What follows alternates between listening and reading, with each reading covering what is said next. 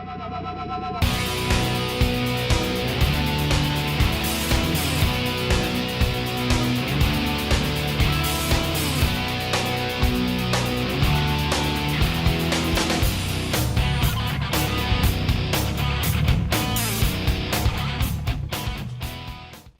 Barrett Cohen, WLSN and the LaSalle Network, and it is my pleasure once again to interview a guy I followed since I was young. That makes you sound old, probably. I didn't mean to come off like that, but he's the voice of the Xavier Musketeers, a 1974 grad of LaSalle High School, and he is Mr. Joe Sunderman. And Mr. Sunderman, welcome to the LaSalle Network again. It's great to be back. Thanks for having me.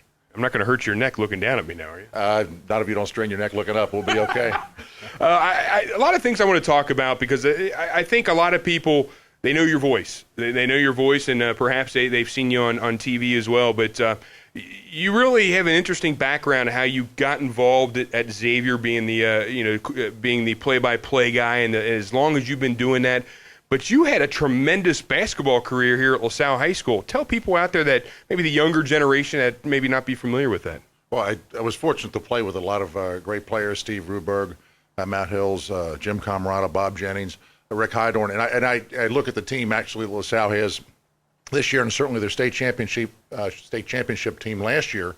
They're truly teams in the true sense of the word, and I think that's extremely important, and that's I was able to play on two teams that won the GCL both my junior and senior year, and pretty successful ball clubs. But the real thrill in playing there was playing with such guys that cared so much about the school, they cared about each other, and they played very well as a team, and it's something you take with you through life. You know, it's interesting, and I talked to Don Ruberg earlier today about it, is to see all the alumni engaged back with their high school. There's a lot of schools throughout Greater Cincinnati, great schools.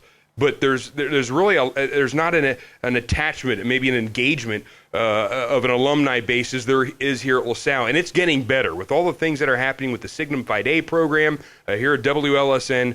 There's a lot of alumni that are coming back. You've been back, obviously, well connected with LaSalle for a while, but it's fun to see people coming back to LaSalle and sharing all the memories they had when they were here. Well, not only that, but I think LaSalle, certainly back in the 70s when I attended, offered you a great opportunity for a great education and set you up for your future. I really enjoy coming back, touring the school, talking to the administration, and finding out how they're moving forward and all the great things that are occurring here at LaSalle High School. What a great opportunity for a young man for his high school education and to develop his life skills and move on in life after he's been here at LaSalle for 4 years. I'm just really pleased to be able to say that I graduated from LaSalle High School. There is a lot of pride involved in saying that. Let's talk about you've been following the basketball team last year, of course, the LaSalle team, and this year it's got to bring back a lot of memories of the success that they're having these last 2 years. How much fun is it to go around the campus of Xavier and say, "I'm a LaSalle grad and we're winning right now"? I enjoy it very much. Well, I work with Byron Larkin, of course. There you go. Graduate from Moeller High School. So I get later today. LaSalle's going to play Moeller here at LaSalle High School. So actually, it's a game that I'll hear about tomorrow, no matter what. Hopefully in a good way. Hopefully in a good way, and I'll discuss it with my broadcast partner, Byron Larkin, and hopefully I'm the one doing all the talking. But, I listen and following the LaSalle team. What strikes me is they've had 8 opponents that have scored 41 points or less. Amazing. It is amazing. I know the squad they put out, not a lot of height, to say the least, but they play hard and they play together, and it's a great example of teamwork. And if there's a loose ball, you can be guaranteed there's at least 1, maybe 2, maybe 3 Lancers diving after the basketball. And it's that type of work ethic and that working together that's producing the results. I think it's a great example of certainly how to play the game.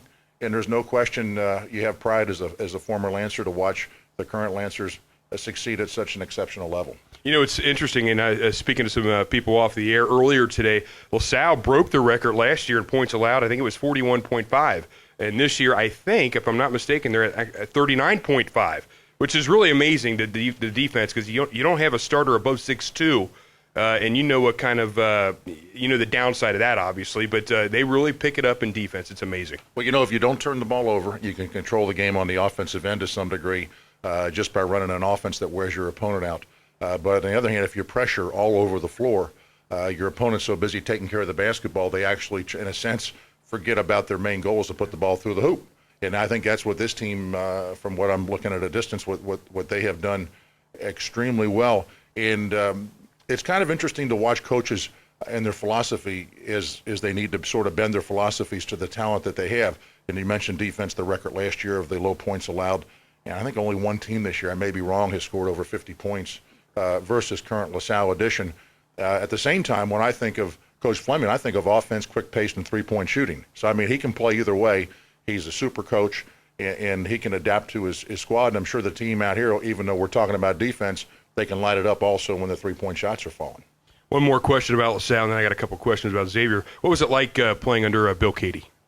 Best experience. I mean, unbelievable. And just as a side note, between my junior and senior year, he knew that I needed to adapt and get a little quicker. He literally in the spring took me every day up on the third floor here in the hallway, believe it or not, and marked off what was equivalent to just about the distance of a half-court basketball court. And he got out a stopwatch, and we go every day after school, and we run sprint after sprint. And he kept record of that on an index card and helped me out tremendously. And what a wonderful man. He was a wonderful player at Xavier University years ago and just a tremendous coach, and that's why the court's named after him. He was an incredible man. In fact, when I was here, he was just one room over from where we are now. Talk about the segue into broadcasting. I love your voice. I mean, you got a great voice for basketball, the dulcet tones. I remember listening to you when I was in grade school all the time, and you're at Xavier now. You're doing a dream I would have loved to have, and you're doing something that a lot of people dream of. Talk about your experience. You played at Xavier, a tremendous career at Xavier, and now you're broadcasting for Xavier. All your roots are here in Cincinnati. Tell me about your experience at Xavier, broadcasting as a player, and maybe a summary of your whole experience. Well, that's a tough question. It's about an hour-long question there, but as short as possible. Well, certainly playing basketball here, and I wanted to stay in Cincinnati. Had the opportunity to go to Xavier University. Tay Baker offered me a scholarship. You know, Bill Cady had played at Xavier. Maybe there was some influence there. I had played 2 years at Xavier, injured my knee, and was sitting out a year, redshirting a year, when a fellow named Bill Meredith asked me. He said, "Hey, I've got a LaSalle Elder game on Friday. I need you to come over and help me broadcast that basketball game." My first reaction, quite frankly, was one, thanks, but no thanks, Mr. Meredith. I'm not really interested in doing that.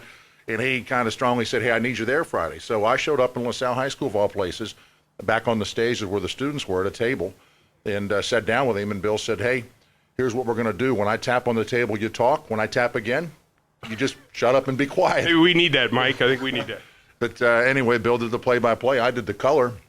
And I really enjoyed myself doing it. I was surprised, actually, how much I enjoyed it. I think Joe Gamford was playing back then for LaSalle. And then I played 2 more years at X, and they were looking for a former player to sit in on the broadcast.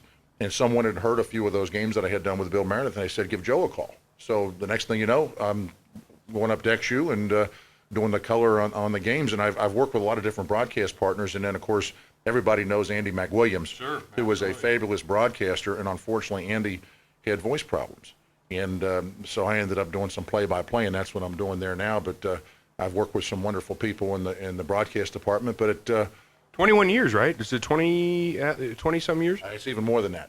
We don't want to go there, do we? Yeah, like about since 1981, I think, and I may be even off on that a little bit. So it's been a number of years, but it is something that I truly enjoy doing, and I've had the opportunity to watch Xavier University grow from Schmidt Fieldhouse to play at the Gardens, to now at the Cintas Center, and have the extreme success that they've had up at Xavier University in the basketball program. So that's been an awful lot of fun to watch. The same time I'm watching the Lancers win state championships. So both my basketball teams that I root for in a big way have done very, very well. Talk about maybe your favorite memory as a broadcaster for Xavier University. And I got to think, and I don't know this to be certain, but I got to think Tyrone Hill and that ball club and Georgetown has to possibly enter your top 3. Am I right? Well, we were sitting in Indianapolis up in the big dome up there, and I think there might have been 25,000 people watching the game. And you might be able to help me with this. They had their 2 twin towers, was Mutombo, and I can't think of the other gentleman's name right now at the time, but Xavier had Aaron Williams on the team, Tyrone Hill, I believe Derek Strong. There's 3 pros right there, future pros for the Musketeers.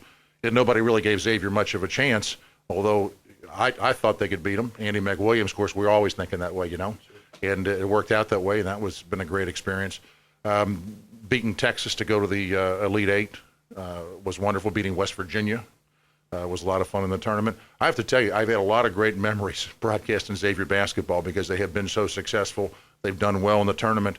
And not only that, the overall experience of watching Xavier improve the program and become, in a sense, a national power and a national program has been just beyond expectations. I know Xavier hasn't had a bad basketball coach. They haven't.